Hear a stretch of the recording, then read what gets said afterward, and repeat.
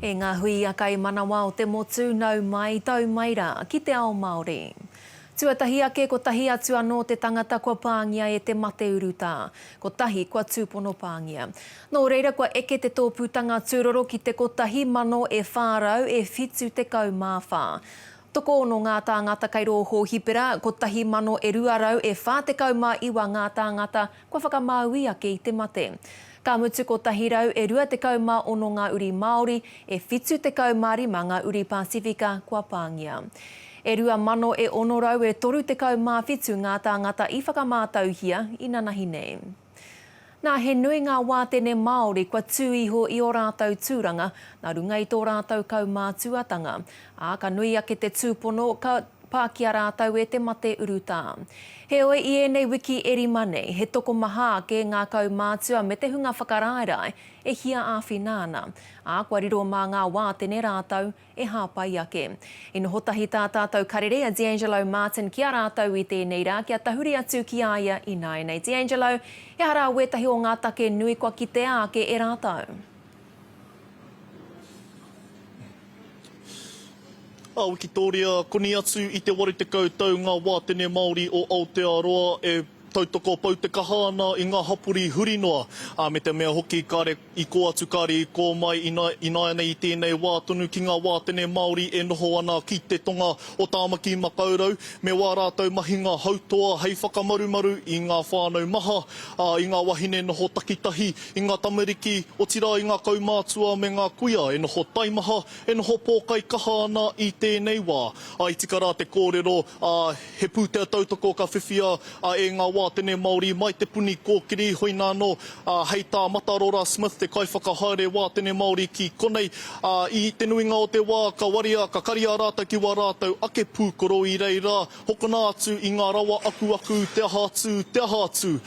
Me te mōhio anō hoki i tēnei wā tonu, noho mātou ki roto i te ohiti tua toru, e rangi e noho au e tonu ana ngā whānau ki ngā rawa ki ngā hiahia o te wā.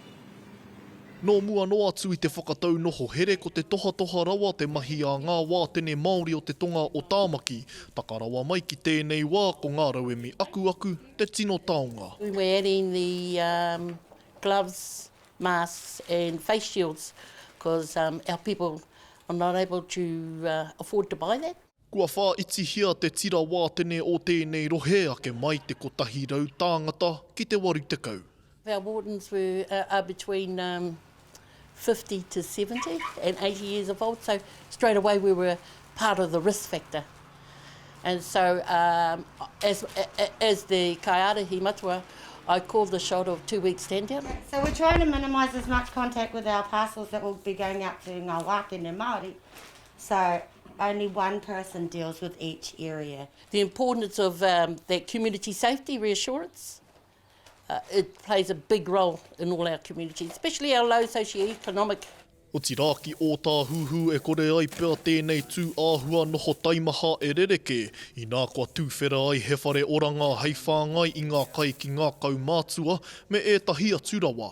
This food here is actually donated from other organisations to help our kaumātuas, our kuia that haven't got access to shopping and getting to the markets. Some of our whānau, they're so shy, especially our kaumātua and kuikui, that they don't want to be taken to the front, or they don't want to be super card holders, the gold card holders. And we say gold card, they come to the front so they can get them first, and they feel whakamā.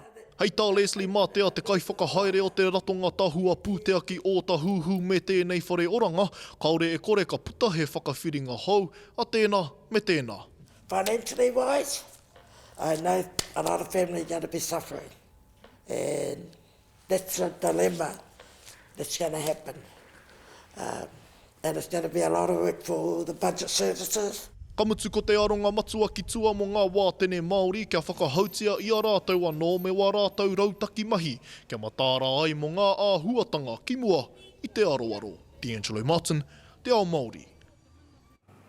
Tata ki te whā te kaumātoru mano ngā tamariki i hoki ki te kura i tēnei rā. Ko te nuinga o e nei tauira kai Tāmaki Makaurau me ngā rohe i te tonga o te puku o te ika. Ko te tai tokerau te rohe e iti nei te hunga hoki ki te kura i te motu.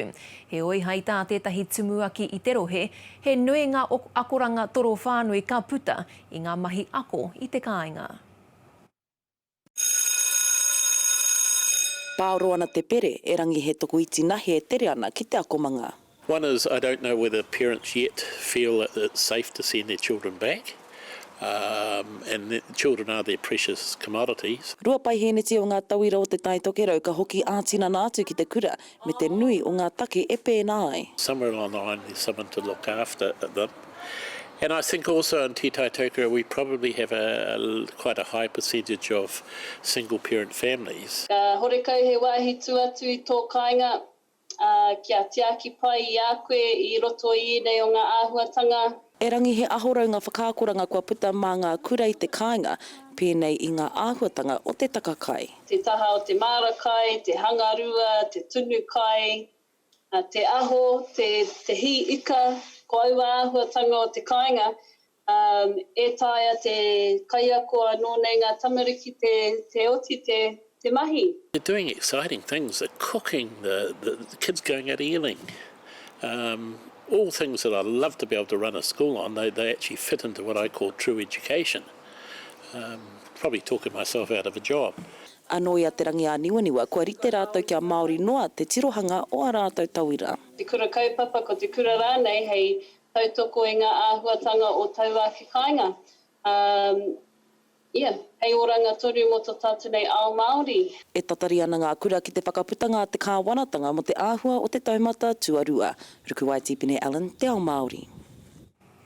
Ko tā ngā whānau i pani ai i te wānoho rāhui, he whakarite i nāene kia tangihia tika ai ā rā taumate i raro i nā ture o te taumata ohiti tuatoru.